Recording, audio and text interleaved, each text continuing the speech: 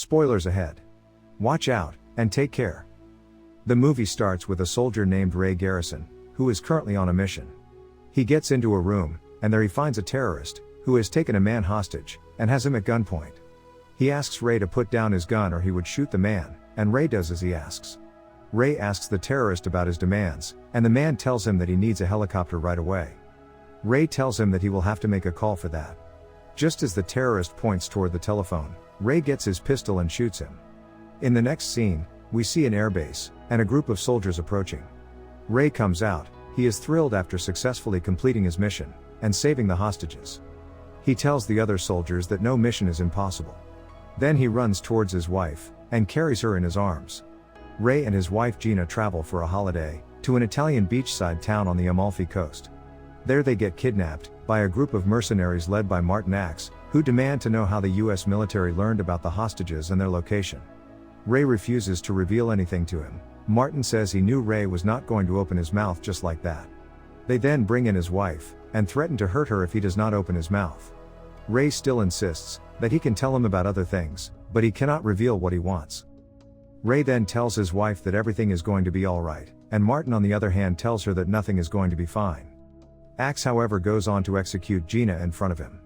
Ray vows revenge, and Axe kills Ray as well.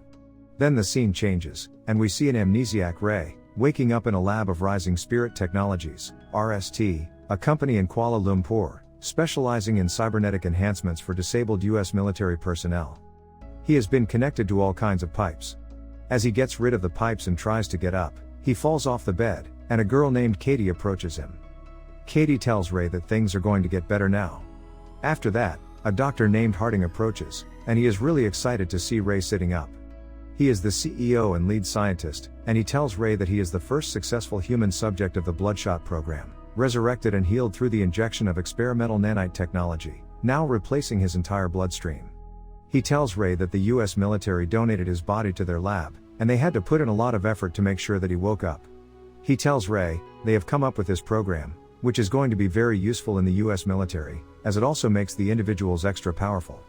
This is when Harding slices the palm of his hand, and Ray sees that his hand heals back within seconds. Harding now tells him, that even if he is struck with a life-threatening shot, he could still recover quickly. Ray then asks them if it is in his blood, and Katie confirms it. She then goes on to add that he does not remember anything about his past, because he has been classified. She tells him that he is just a subject now, and they are his owners, and he will do as they want, and will only know what they tell him.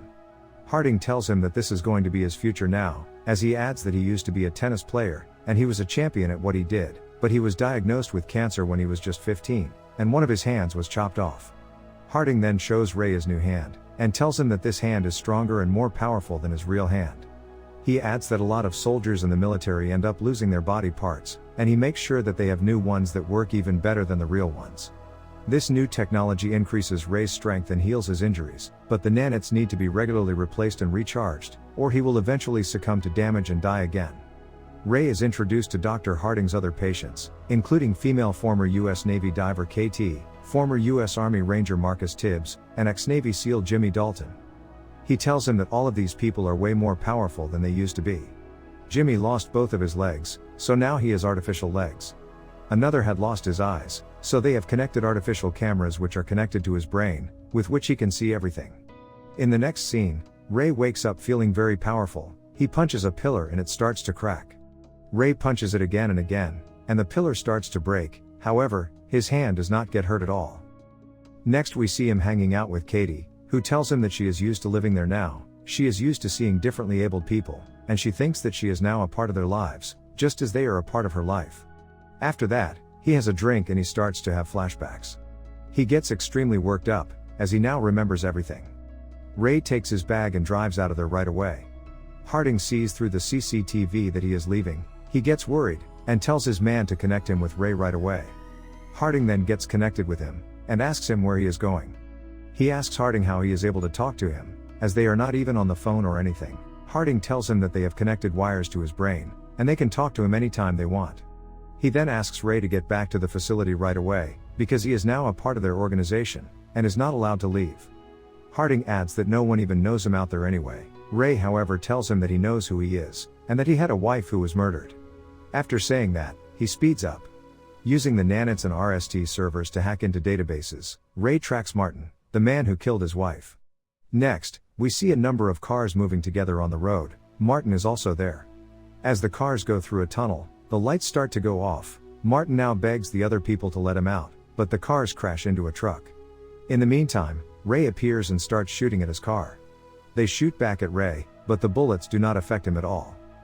When Ray bleeds, his blood gets back into his body right away, and he is as powerful as ever.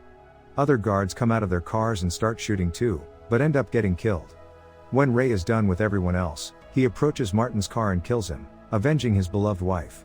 Ray then goes on a runway, where KT, Jimmy and other people from RST are waiting for him. Ray approaches KT, and tells her that he successfully avenged his wife. They then take Ray to RST. Ray is immediately taken to the lab, where Harding starts working on him. He is put to sleep, as his nanites are rebooted. His brain is now being reprogrammed, and they are installing new memories in him. KT objects to Harding, repeatedly manipulating Ray's memories, so he will go after different targets without question or remorse. She says Martin is wiping out his real life from his brain, and this is not fair at all. It is revealed that Harding is the one behind everything, and he reprograms people's brains in order to achieve his targets using them.